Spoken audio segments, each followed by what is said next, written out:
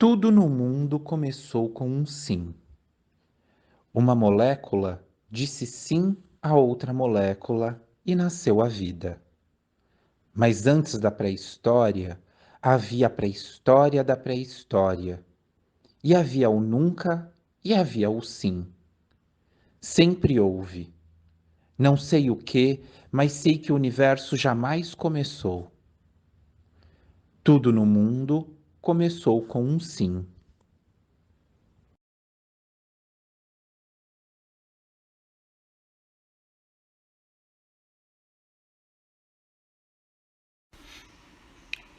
Para Clarice. Há tempos não nos falamos. Perdoe-me pela ausência. Tem chovido aqui dentro de casa. As novidades são tantas, gostaria de lhe contar, mas tem chovido aqui dentro de casa. Não o telhado, ele está intacto, é chuva mesmo, aqui dentro. Eu não sei por onde começar a lhe explicar, foi tão rápido. Quando percebemos, estava chovendo aqui dentro. Ainda não sabemos lidar. Tem chovido aqui dentro de casa. Discutimos sobre e não chegamos a conclusão nenhuma a fazer. Tem chovido e temos nos molhado. Às vezes sutilmente, às vezes vigorosamente, mas é constante. Às vezes vamos para fora tomar um ar e voltamos. Nos disseram que solução não há de ter. Especialistas contaram-nos que precisamos nos acostumar com o chover aqui dentro. Estamos nos habituando, ou pelo menos a gente acredita estar. Estamos sentados, apareça quando quiser. Mas aqui dentro chove. Espero que não se importe. Mas tem chovido aqui dentro de casa.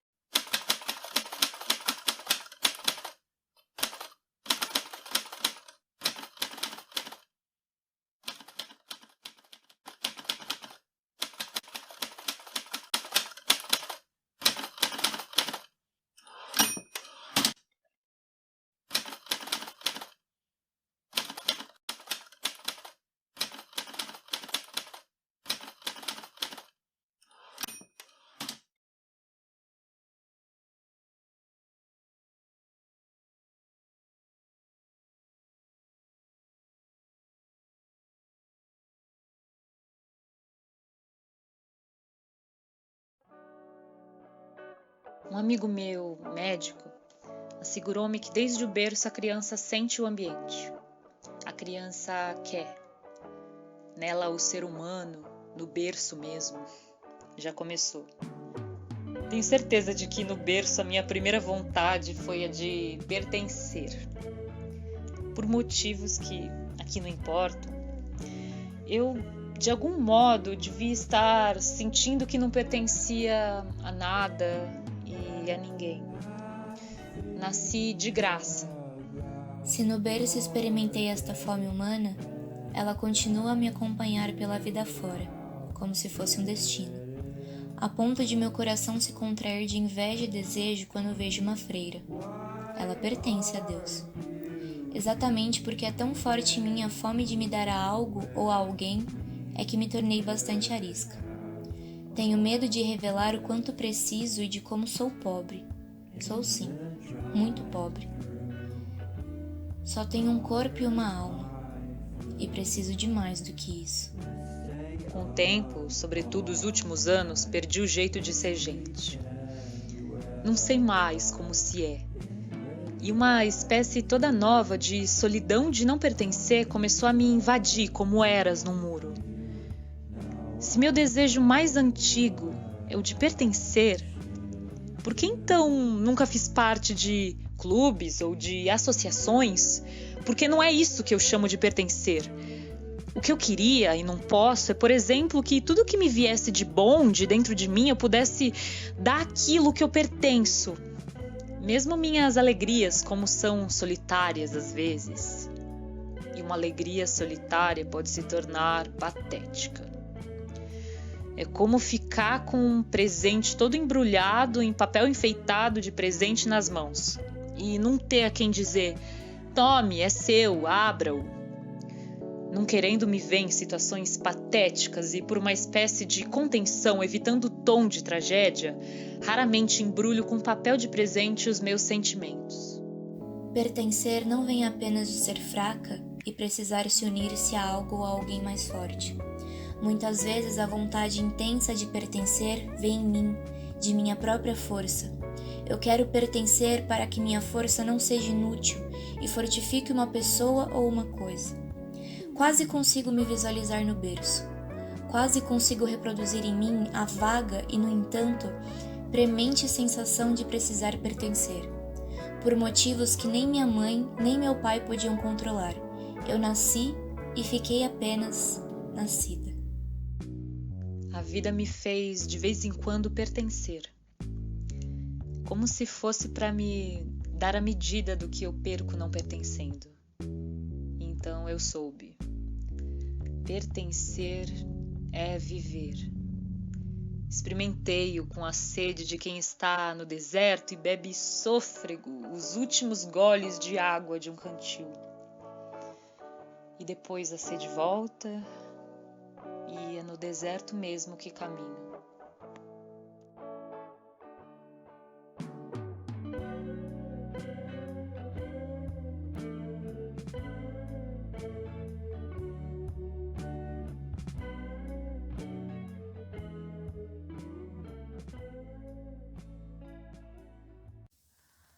Pai, eu sou uma mulher forte.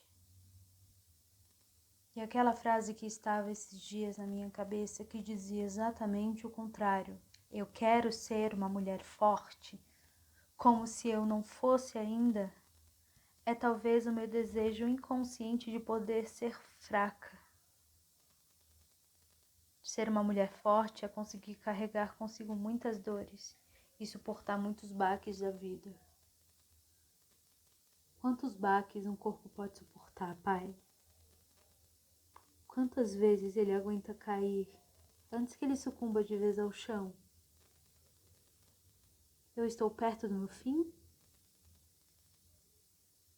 Eu me pergunto diariamente se chegará um dia que meu corpo estará tão cansado, minhas vestes tão sujas e eu com um cheiro tão insuportável que nem eu aguentarei. E eu estarei pesada, Pai. Tão pesada que eu quebrarei todos os meus ossos, até que tudo caia pela última vez. Ou é simplesmente isso. O fardo ou a glória de uma mulher forte, empilhar uma infinidade de dores enormes, muito maiores que seu próprio corpo, e mesmo assim não sucumbir a solo. Talvez seja isso, pai. Talvez eu seja uma acumuladora de dores. Elas que se acumulam de mim, na verdade. São até um pouco sádicas. Estou com dor.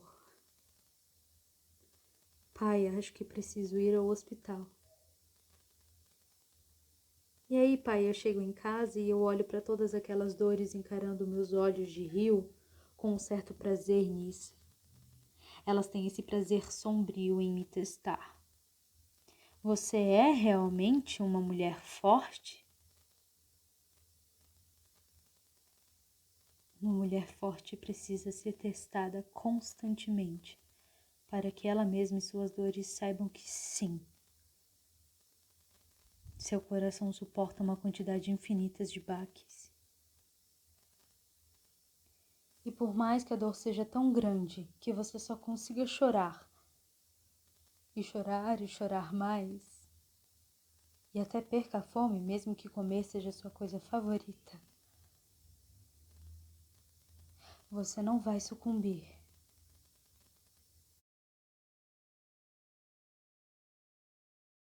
Muitas vezes o que me salvou foi improvisar um ato gratuito. Ato gratuito, se tem causas, são desconhecidas. E se tem consequências, são imprevisíveis. O ato gratuito é o oposto da luta pela vida e na vida. Ele é o oposto da nossa corrida pelo dinheiro, pelo trabalho, pelo amor, pelos prazeres, pelos táxis e ônibus, pela nossa vida diária, enfim, que essa é toda paga. Isso é, tem o seu preço. Uma tarde dessas de céu puramente azul e pequenas nuvens branquíssimas, estava eu escrevendo à máquina quando alguma coisa em mim aconteceu. Era o profundo cansaço da luta. E percebi que estava sedenta, uma sede de liberdade me acordara. Eu estava simplesmente exausta de morar num apartamento. Estava exausta de tirar ideias de mim mesma, estava exausta do barulho da máquina de escrever. Então a sede estranha e profunda me apareceu. Eu precisava com urgência de um ato de liberdade. Um ato que é por si só. Um ato que manifestasse fora de mim o que eu não precisava pagar. Não digo pagar com dinheiro, mas sim, de um modo mais amplo, pagar o alto preço que custa viver. Então minha própria sede guiou-me. Eram 2 horas da tarde de verão, interrompi meu trabalho, mudei rapidamente de roupa, desci, tomei um táxi que passava e disse ao chofer: "Vamos ao Jardim Botânico." "Que rua?" perguntou ele. "O senhor não está entendendo", expliquei-lhe. "Não quero ir ao bairro, e sim ao jardim do bairro." Não sei porque olhou-me um instante com atenção. Deixei abertas as vidraças do carro que corria muito e eu já começara minha liberdade deixando com que um vento fortíssimo me desalinhasse os cabelos e me batesse no rosto grato de olhos entrefechados de felicidade. Eu ia ao Jardim Botânico para quê? Só para olhar, só para ver, só para sentir, só para viver. Saltei do táxi e atravessei os largos portões. A sombra logo me acolheu. Fiquei parada. Lá a vida verde era larga e eu não via ali nenhuma vareza. Tudo se dava por inteiro ao vento no ar, à vida, tudo se erguia em direção ao céu. E mais, dava também o seu mistério. O mistério me rodeava. Olhei arbustos frágeis recém-plantados, olhei uma árvore de tronco nodoso e escuro, tão largo que me seria impossível abraçá-lo. Por dentro dessa madeira de rocha, através de raízes pesadas e duras como garras, como é que corria a seiva, essa coisa quase intangível que é a vida? Havia seiva em tudo, como a sangue em nosso corpo. De propósito, não vou descrever o que vi. Cada pessoa tem que descobrir sozinha. Apenas lembrarei que havia sombras oscilantes, secretas. De passagem, falarei de leve na liberdade dos pássaros e na minha liberdade. Mas é só. O resto era o verde úmido subindo em mim pelas minhas raízes incógnitas. Eu andava. Às vezes parava. Já me afastara muito do portão de entrada, não o via mais, pois entrar em tantas alamedas. Eu sentia um medo bom, como um estremecimento apenas perceptível de alma. Um medo bom de talvez estar perdido e nunca mais, porém nunca mais achar a porta de saída. Havia naquela alameda um chafariz de onde a água corria sem parar. Era uma cara de pedra e de sua boca jorrava água. Bebi, molhei-me toda, sem me incomodar. Esse exagero estava de acordo com a abundância do jardim. O chão estava às vezes coberto de bolinhas de aroeira, daquelas que caem em abundância nas calçadas da nossa infância e que pisamos, Não sei por que com enorme prazer. Repeti então o esmagamento das bolinhas e de novo senti um misterioso gosto bom. Estava com cansaço benfazejo. Era hora de voltar. O sol já estava mais fraco. Voltarei num dia de chuva só para ver o gotejante jardim submerso. Nota da autora. Peço licença para pedir à pessoa que tão bondosamente traduz meus textos em braille para os cegos, que não traduza este. Eu não quero ferir os olhos que não veem.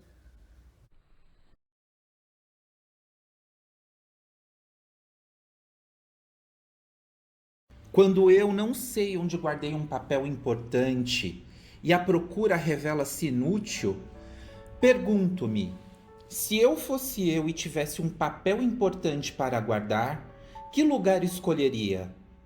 Às vezes dá certo, mas muitas vezes fico tão pressionada pela frase "se eu fosse eu", que a procura do papel se torna secundária. E começo a pensar, diria melhor, sentir. E não me sinto bem. Experimente.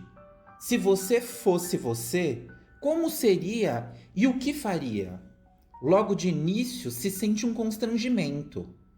A mentira em que nos acomodamos acabou de ser locomovida do lugar onde se acomodara. No entanto, já li biografias de pessoas que de repente passavam a ser elas mesmas e mudavam inteiramente de vida. Acho que se eu fosse realmente eu, os amigos não me cumprimentariam na rua, porque até minha fisionomia teria mudado. Como? Não sei. Metade das coisas que eu faria se eu fosse eu, não posso contar. Acho que, por exemplo, que por um certo motivo eu terminaria presa na cadeia. Se eu fosse eu, daria tudo o que é meu e confiaria o futuro ao futuro.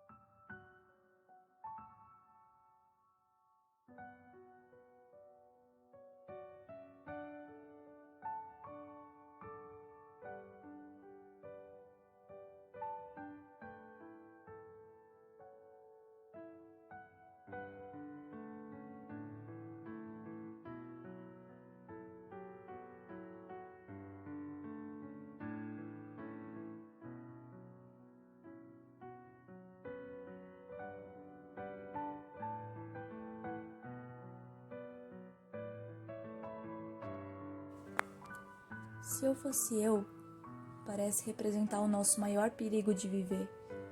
Parece a entrada nova no desconhecido. No entanto, eu tenho a intuição de que, passadas as primeiras chamadas loucuras da festa, que seria, teríamos enfim a experiência do mundo. Pensei, experimentaríamos enfim em pleno a dor do mundo. E a nossa dor é aquela que aprendemos a não sentir. Mas também seríamos por vezes tomados de um êxtase de alegria pura e legítima, que eu mal posso adivinhar. Não, acho que já estou de algum modo adivinhando, porque me senti sorrindo e também senti uma espécie de pudor que se tem diante do que é grande demais.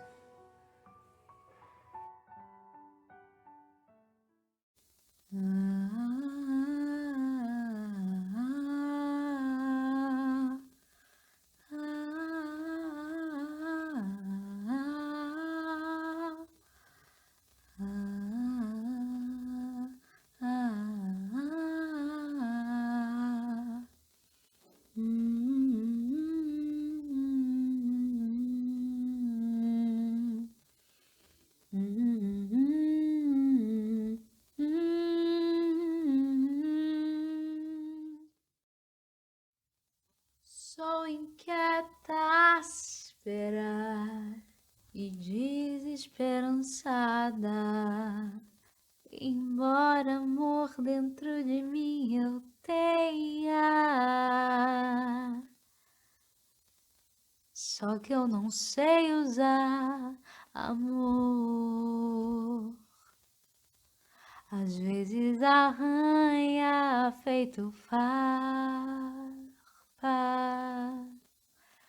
Se tanto amor dentro de mim eu tenho, e no entanto continuo inquieta,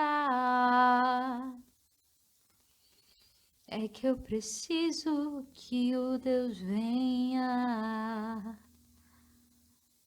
antes que seja tarde demais. Corro perigo como toda pessoa que vive, e a única coisa que me espera é o inesperado. Mas eu sei que vou ter paz antes da morte, que eu vou experimentar um dia o delicado da vida. Vou aprender como se come e vive, o gosto da comida. Corro perigo como toda pessoa que vive, e a única coisa que me espera é exatamente o inesperado.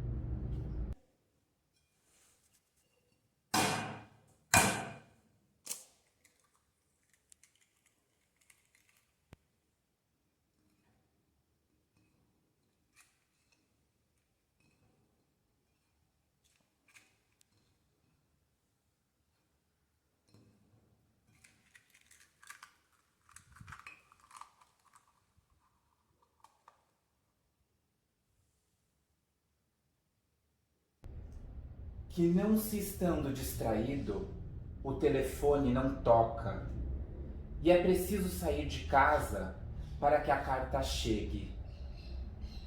E quando o telefone finalmente toca, o deserto da espera já cortou os fios. Tudo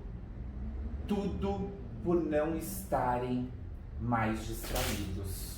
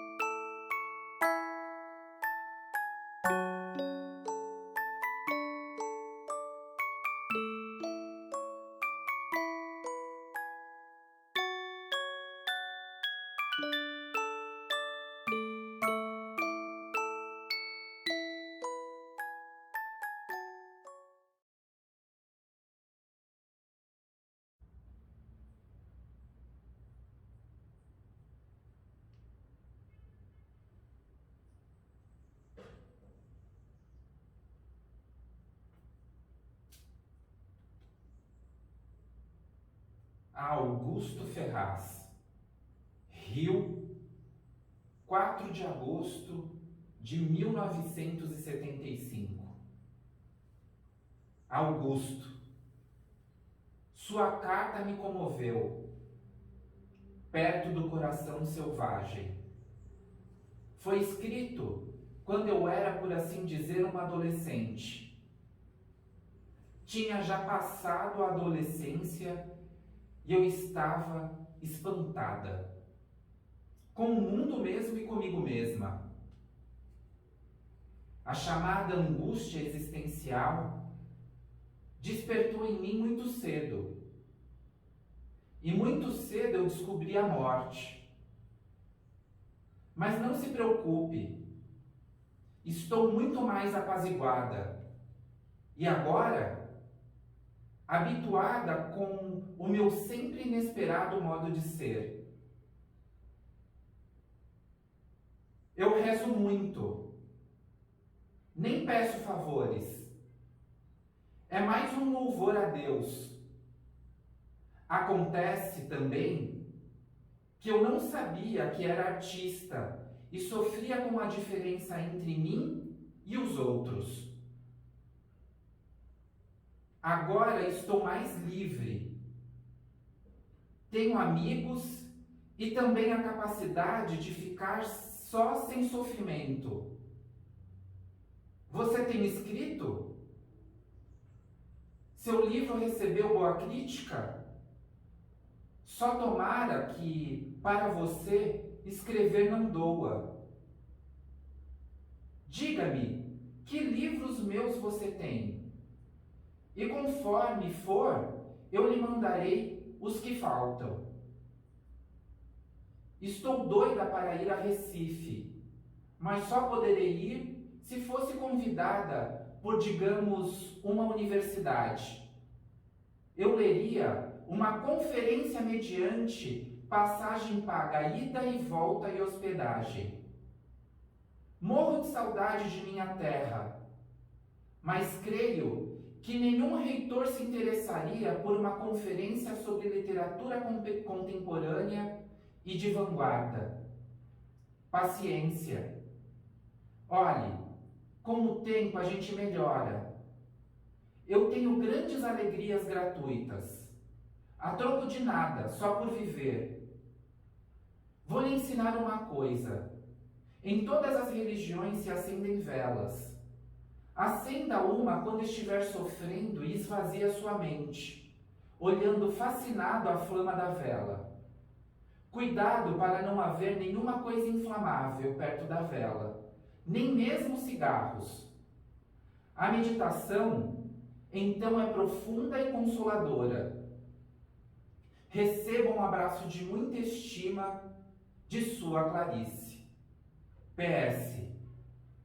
Não faz mal chorar.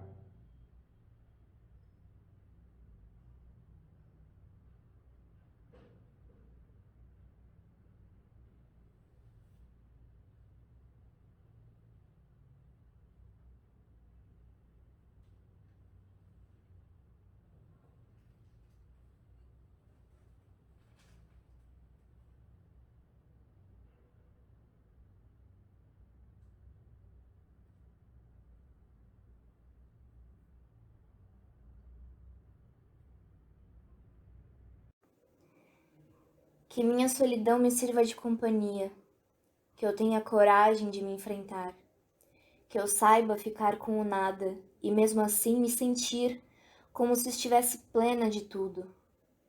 Com todo o perdão da palavra, eu sou um mistério para mim.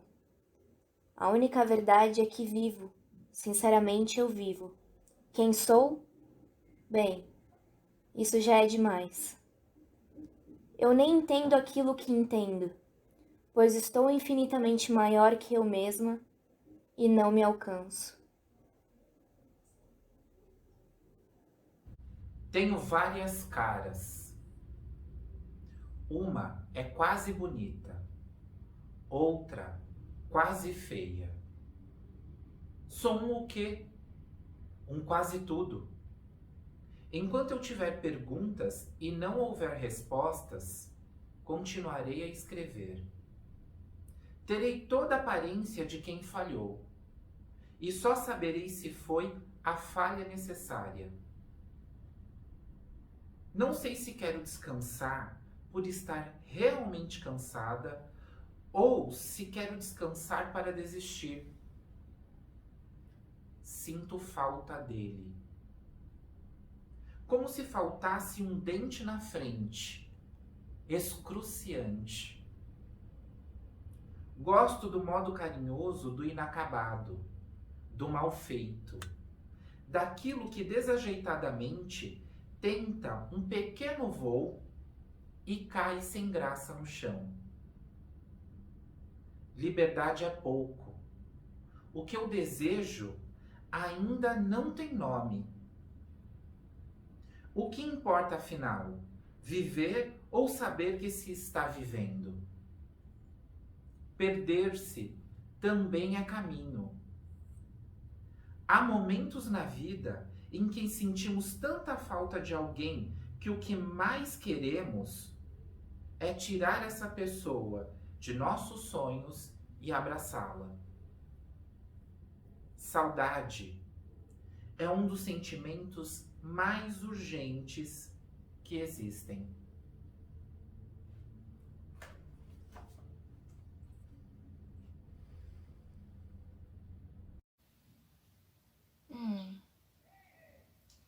Eu sou um ser totalmente passional. Sou movida pela emoção, pela paixão. Eu tenho os meus desatinos. Detesto as coisas mais ou menos.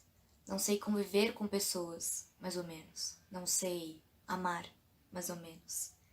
Não me entrego de forma mais ou menos. Se você procura alguém coerente, sensata, politicamente correta, racional e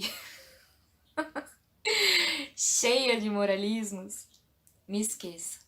Se você sabe conviver com pessoas intempestivas, emotivas, vulneráveis, amáveis que explodem na emoção, me acolha. Se você se assusta com esse meu jeito de ser, se afaste. Se você quiser me conhecer melhor, se aproxime. Se você não gosta de mim, me ignore. E quando eu partir, não chore. Eu cansei.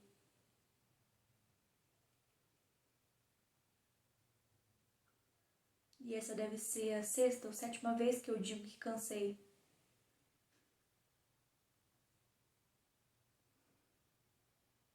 Eu nasci querendo muito, querendo tanto, querendo tudo. Eu nasci com uma vontade tão grande de engolir o mundo que parece que eu vou explodir a qualquer momento.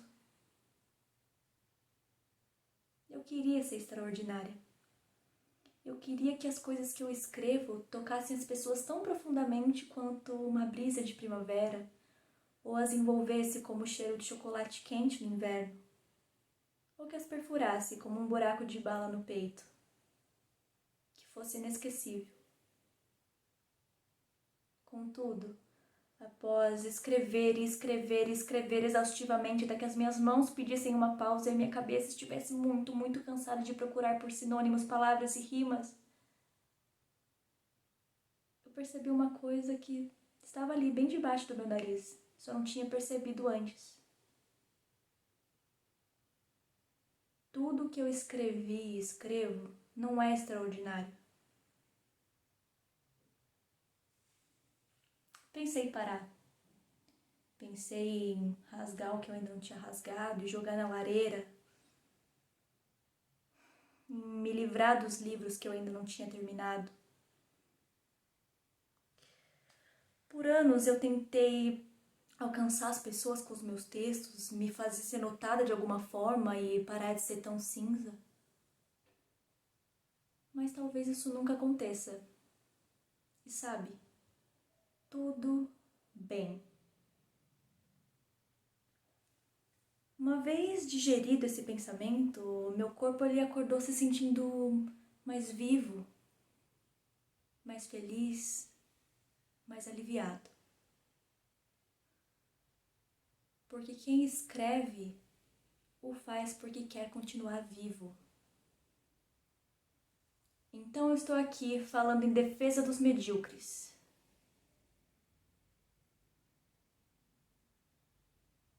Eu quero viver.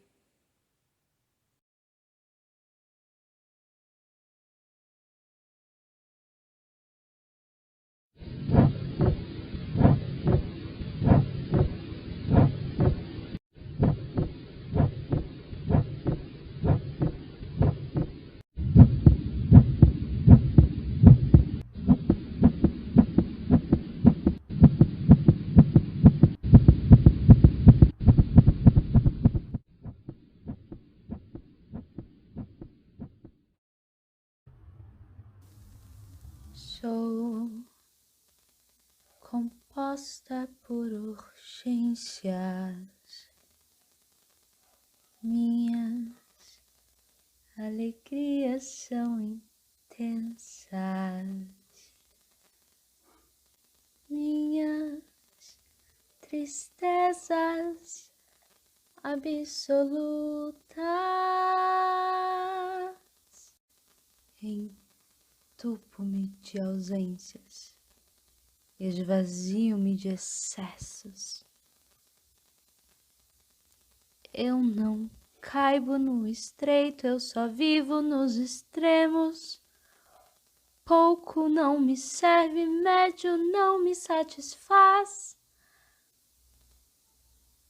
Metades nunca foram meu forte. Todos os grandes e pequenos momentos feitos com amor e com carinho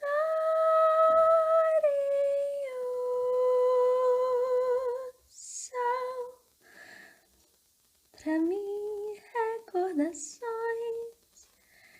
eternas.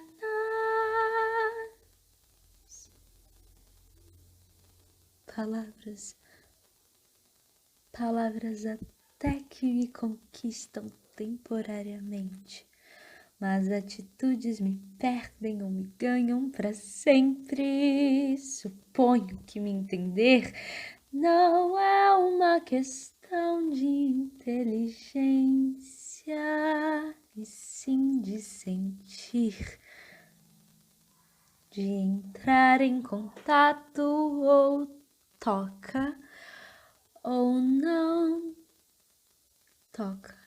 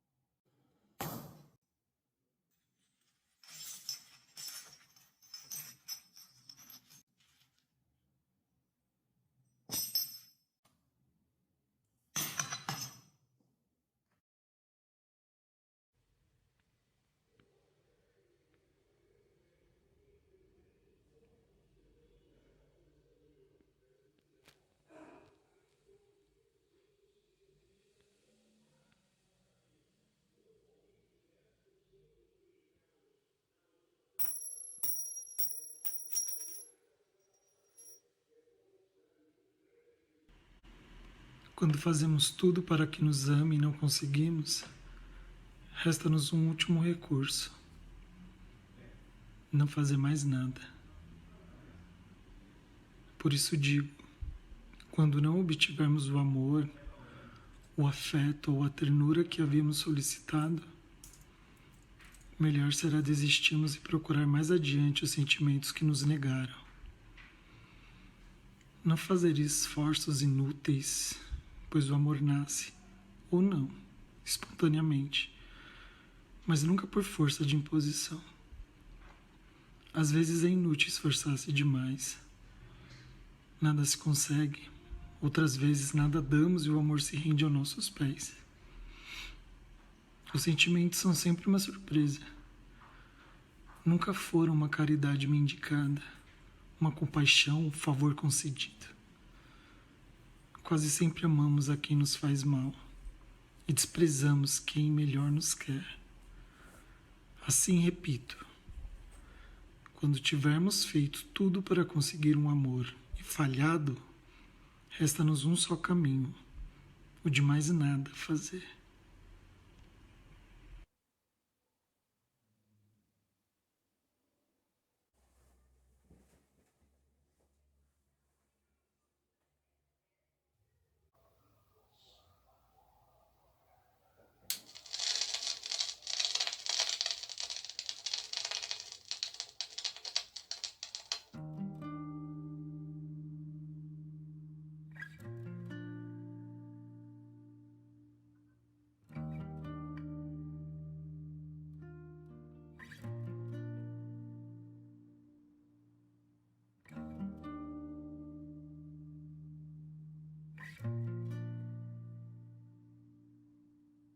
Para me conhecer de novo, eu preciso estar só.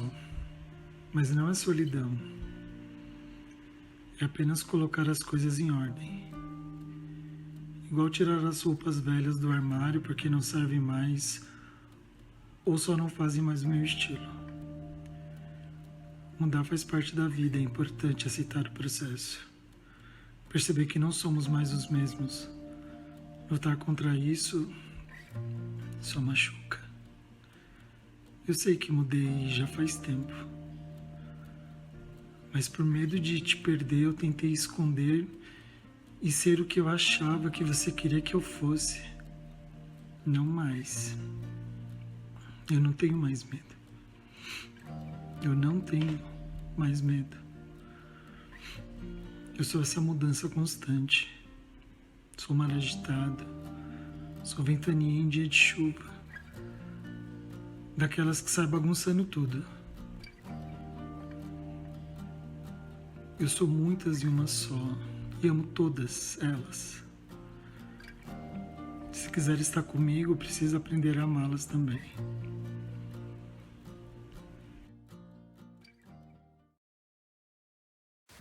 Sabe, Clarice, acho que no fundo a gente é meio parecida. Pra mim a saudade corta, mas também a lembrança de uma memória boa. Transborda do peito e vai consumindo como o fogo faz em um cigarro teu. Depois outro e outro. Às vezes é mais parecida com um café, ou nuances de amarelo alaranjado, fim de tarde. Pro meu amigo de cabelo cacheado, a saudade é algo que se quer reviver. Já pra menina de cabelo verde, a falta. E pro cara que me faz sorrir, ele não sabe muito bem como definir a saudade. Eu acho que ele não consegue. E tá tudo bem, é meio complicado mesmo. Pro meu primeiro namorado é o avô e a infância. E por fim, meu irmão adolescente diz que é o anseio de viver algo pela segunda vez. Clarice, eu também sinto saudades. O adulto é triste e solitário. E a criança? A criança tem a fantasia, né, solta. A partir de que momento, de acordo com a escritora, o ser humano vai se transformando em triste e solitário?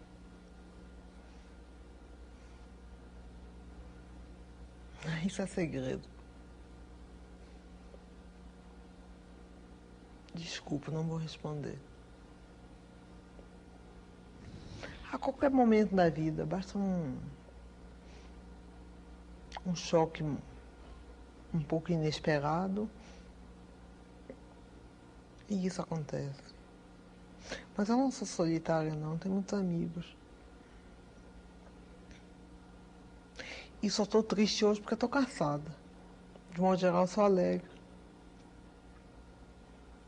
Isso acontece ainda agora de você produzir alguma coisa e rasgar?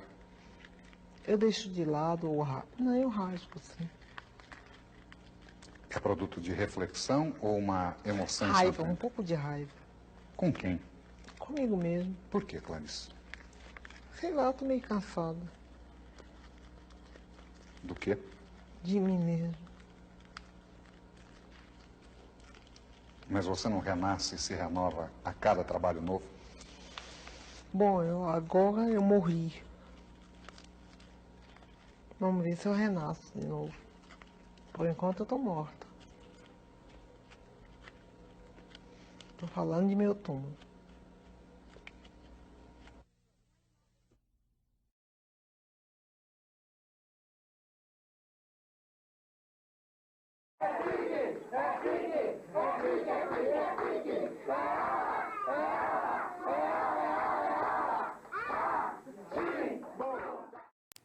Clarice.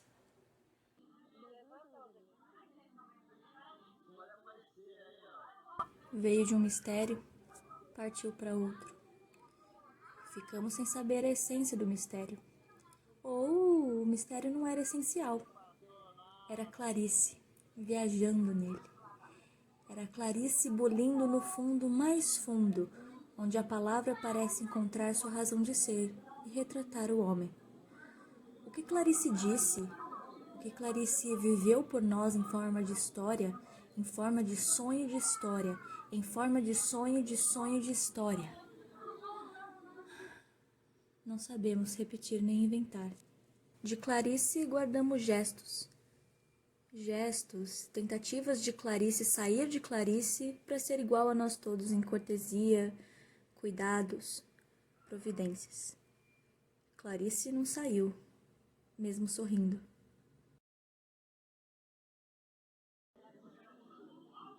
Levitando acima do abismo, Clarice riscava um sulco rubro e cinza no ar e fascinava.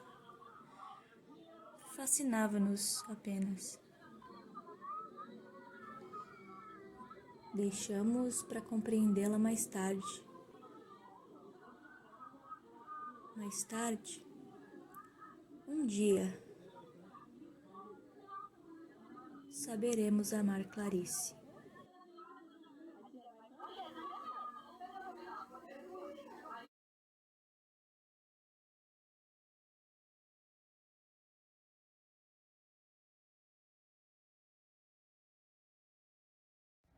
Vai minha tristeza e diz a ela que sem ela não pode ser. Diz-lhe numa prece que ela regresse, porque eu não posso mais sofrer. Chega de saudade, a realidade é que sem ela não há paz, não há beleza, é só tristeza, é a melancolia que não sai de mim, não sai de mim, não sai.